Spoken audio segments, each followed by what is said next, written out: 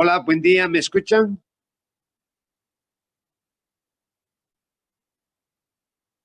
Sí, doctor. Muy bien, Jesús, ¿puedes comenzar con la primera imagen, por favor?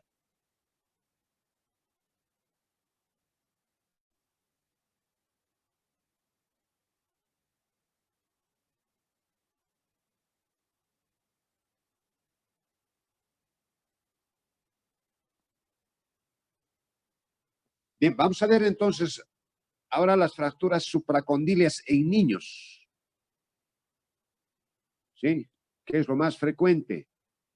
Y por la frecuencia de casos, por las complicaciones que se dan en este tipo de lesiones, porque imagínense un niño con una fractura supracondilia, así se llaman las fracturas tercio distal del húmero, que producto de una caída llega al hospital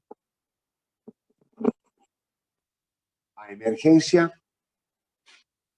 Supónganse un día viernes a las 5 de la tarde, ha sufrido el niño un accidente, caída de bicicleta o jugando fútbol, y manifiesta dolor, edema, deformidad por encima del codo.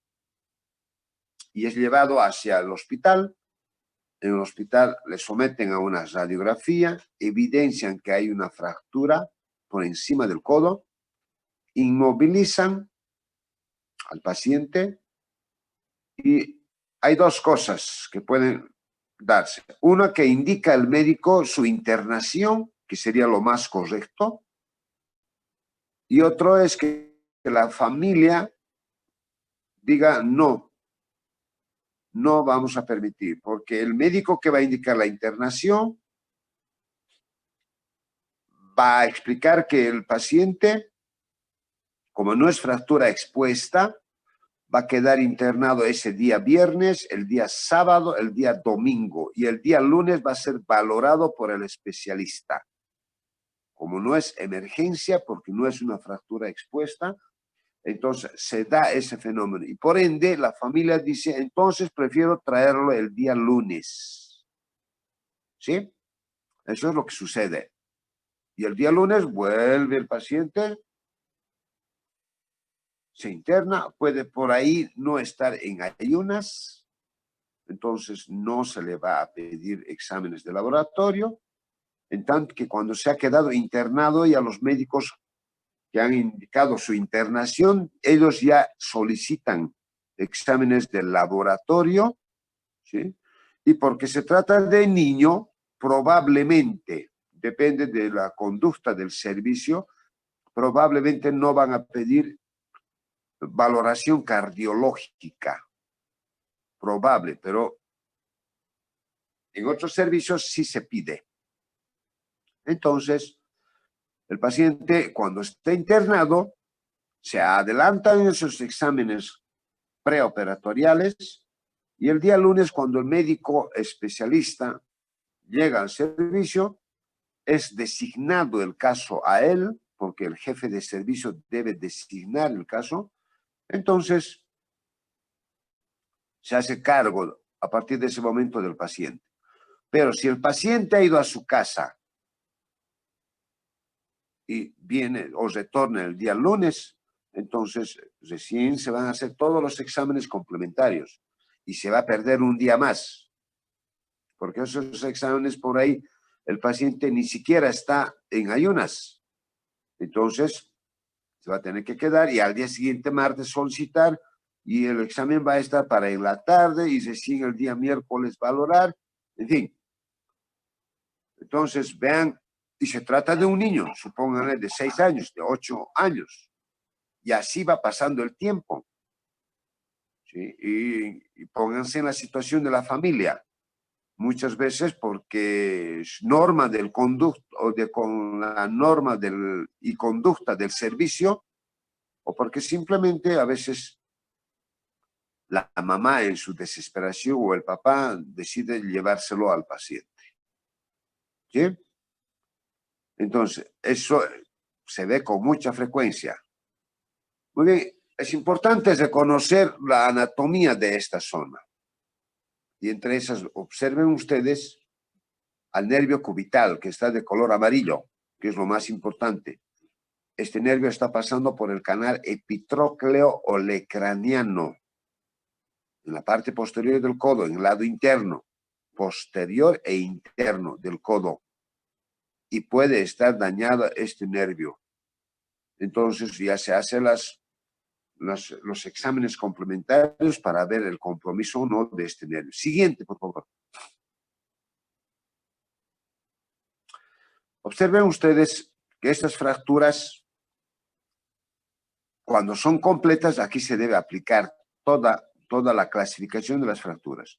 Y vemos en la imagen del lado izquierdo, es una fractura completa, donde normalmente, por el mecanismo que provoca la fractura, el fragmento distal se va hacia atrás, como están viendo en las dos imágenes.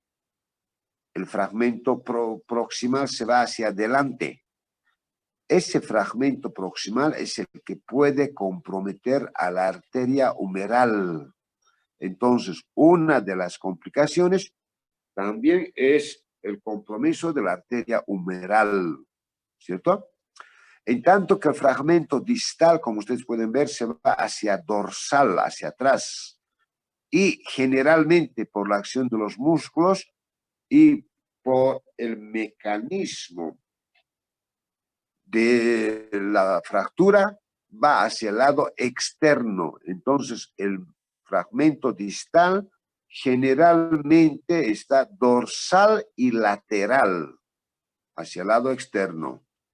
Entonces, cuando nosotros tenemos que someter a ese paciente a una reducción incruenta, por ejemplo, tenemos que llevar el fragmento hacia ventral, hacia adelante y hacia medial, porque está lateral. Eso es fácil, ¿cierto? Entonces, y es además importante considerar que, además de que el mecanismo, como es caída sobre la mano, en la mayoría de los casos, por eso es trauma indirecto, entonces con el brazo en extensión y en pronación. Por eso es que cuando se va a hacer la reducción, el antebrazo tiene que ir en supinación para mantener la reducción. Siguiente, por favor. Estas fracturas también pueden ser expuestas, ¿no? ¿Sí? Ahí está la incidencia de mayor frecuencia en niños, más en varones que en las mujeres, ¿sí? Esto del predominio del lado también es un poco más frecuente en el lado izquierdo. Siguiente, por favor. Ahí está la causa. Ahí está por extensión, trauma indirecto, el 95% de los casos. Ahora, traumas directo, un 5%. Siguiente, por favor.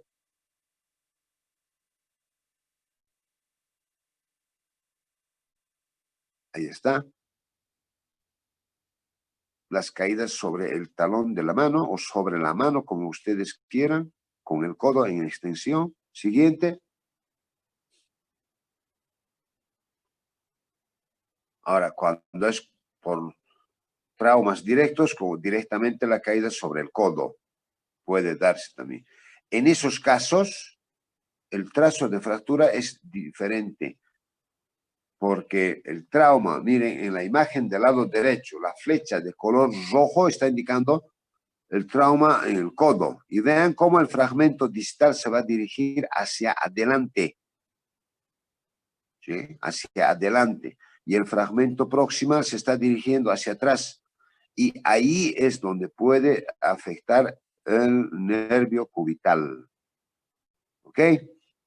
Siguiente, por favor.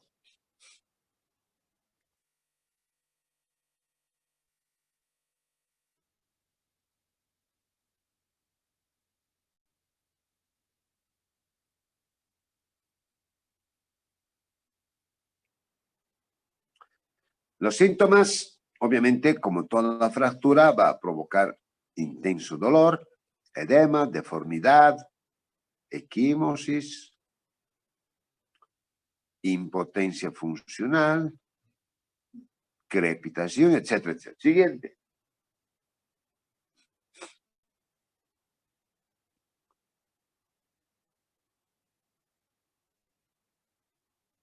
El diagnóstico puede ser en base al antecedente de la anamnesis, el examen físico regional y los exámenes complementarios. Y aquí ya hay una clasificación de Gartland en función al desplazamiento de las fracturas. En la tipo 1 hay una fractura no desplazada. Es importante considerar la anatomía de la parte distal del húmero porque si bien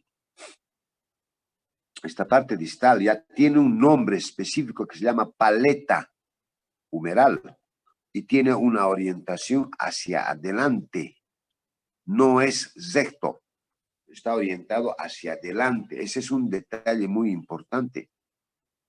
En la imagen, en la segunda imagen y la radiografía del lado izquierdo, ustedes pueden ver que el fragmento está desplazado hacia dorsal. Y a veces uno puede decir, pero si el fragmento está apenas desviado, pero en este caso está bastante, porque debería estar orientado hacia adelante. Ese detalle es muy importante a considerar. En las de tipo 2, la fractura está desplazada, pero mantiene contacto con la cortical posterior, como están viendo en esa radiografía. En las de tipo 3, ya hay la fractura, pero está completamente desplazada, sin contacto. No hay contacto ninguno, como están viendo en la imagen. Siguiente, por favor. Ahora sí, en esta imagen ustedes pueden ver cómo la parte distal del húmero está orientado hacia adelante, ¿verdad? Si yo trazo el eje del fémur o del húmero, voy a ver que no coincide con la parte distal porque esta está orientada. Hay una angulación entre 15 a 25 grados. Eso es lo normal. ¿Sí? Siguiente, por favor.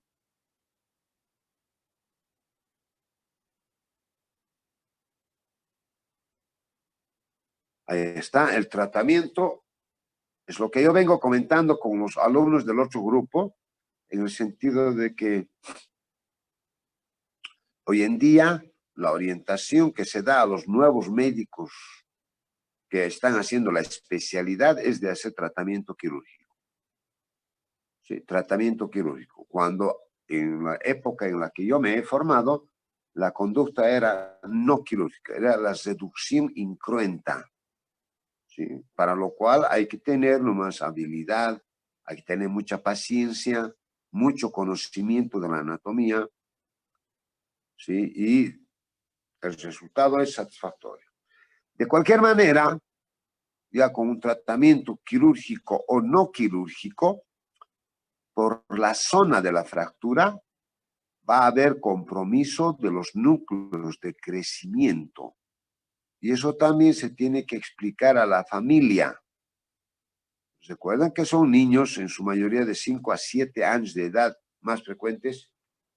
Hay que explicar a la familia de que producto del mecanismo del trauma, de la fractura, entonces hay compromiso en más o en menos de los núcleos de crecimiento, que son dos, uno interno, otro externo, y puede afectar más el interno o más el externo. ¿Y eso qué va a provocar a lo futuro?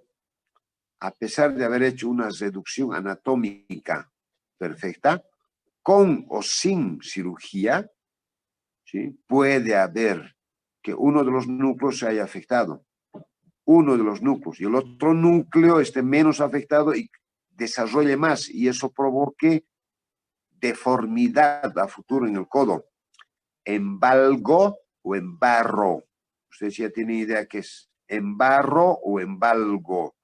Y eso hay que aclarar, especificar a la familia. Eso ya no es inherente a un mal tratamiento, porque la familia puede decir, doctor, usted en una época me lo curó a mi hijo y lo ha debido curar mal, lo ha debido tratar mal. Y ahora mire cómo está su codo. ¿Entiende? Eso es un detalle muy importante para esclarecer a la familia del paciente. Siguiente, por favor.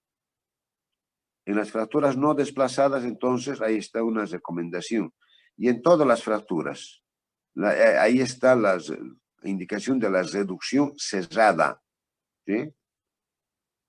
Obviamente en quirófano, bajo anestesia general y de preferencia con otro médico especialista, porque así se hacen las cosas, ¿cierto?, en una misma dirección.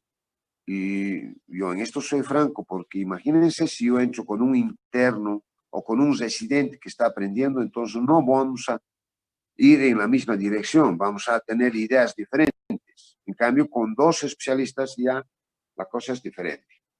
¿Ok? Pero sí, es la mejor opción, porque ahora lo que están haciendo lo más fácil es hacer la reducción abierta, ¿sí? Abrir. Y obviamente tiene algunas indicaciones y principalmente tiene contraindicaciones, ¿no? Porque en niños no se debería hacer, pero ahora lo que están haciendo es abrir. Y para mí, o yo no estoy de acuerdo en eso. Siguiente, por favor. Siguiente. Ahí está. Bien, vean ustedes, son 2 manos arriba, 2 manos abajo. Es la forma correcta de cómo trabajar. Siguiente.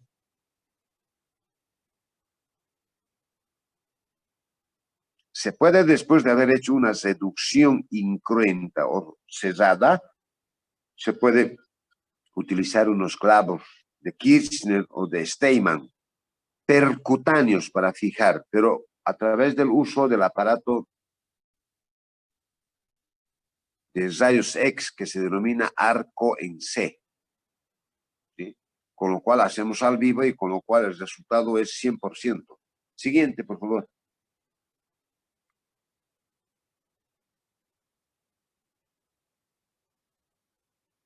Ahí está. Siguiente. Siguiente, por favor. Ahí está, después de la reducción, la inmovilización. Durante 3 semanas, como término promedio. Siguiente. Ahí están, vean ustedes cómo se está utilizando clavos percutáneos. En el lado inferior derecho se ha utilizado 2 en el mismo sentido. Se puede utilizar cruzado, es decir, uno en ese sentido, otro del lado interno, también está indicado. Siguiente, por favor. Ahí está. Ahí está, en la parte del lado derecho están los clavos cruzados y en la parte del lado izquierdo hay 3 clavos en la misma dirección, también es una opción. ¿Sí? Percutáneos a través de la piel, no hay necesidad de abrir. Y esos clavos se los retira dentro de 2 a 3 semanas sin anestesia y el resultado es satisfactorio. Siguiente. Hay otras formas. ¿Sí? Siguiente, por favor. La reducción abierta ya, las indicaciones. Dice ahí en el número 2, por ejemplo, cuando hay un fracaso en la reducción cerrada por interposición de tejido, que entre ellos puede ser el mismo periósteo o de tejidos vecinos como ser aponeurosis o tendones, o cuando hay compromiso vascular o nervioso. Y en el caso, obviamente, de las fracturas expuestas, que también son frecuentes. Siguiente, por favor.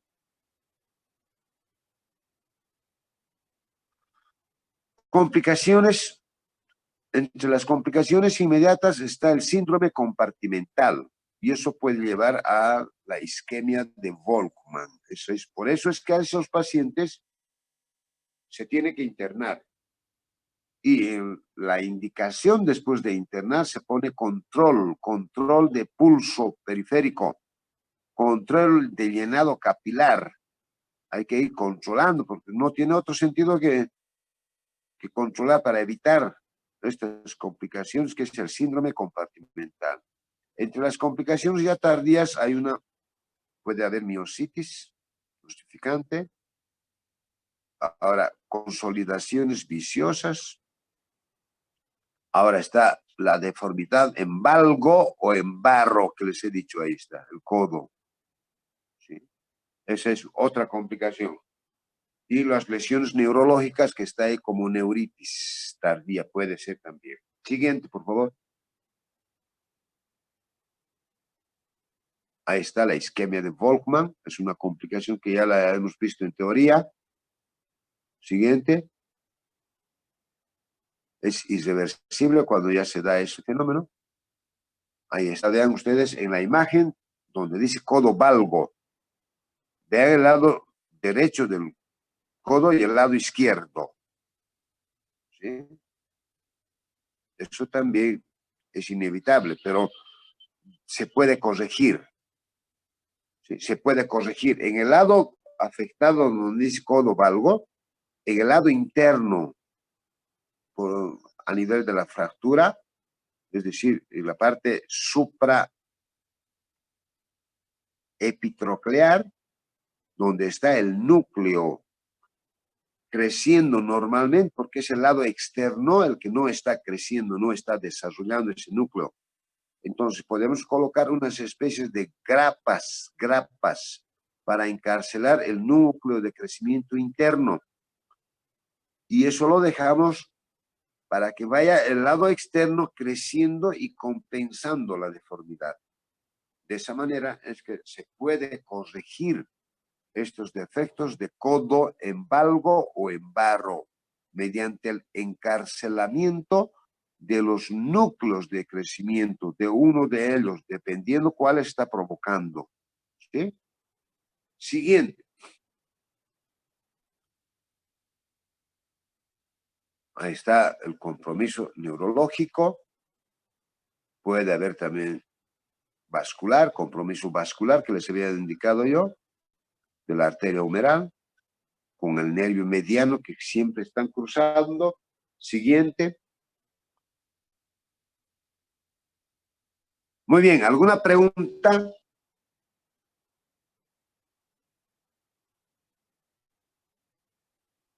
¿Alguna pregunta, jóvenes, sobre el tema? No, doctor. Muy bien, entonces nos vemos, Dios mediante, la próxima semana. Ahí van a dar los alumnos que van a dar antebrazo, fracturas de Monteggia y de Galeazzi. Muy bien, gracias. Cuídense, por favor, que Dios nos bendiga. Hola, doctor. Hasta luego, doctor.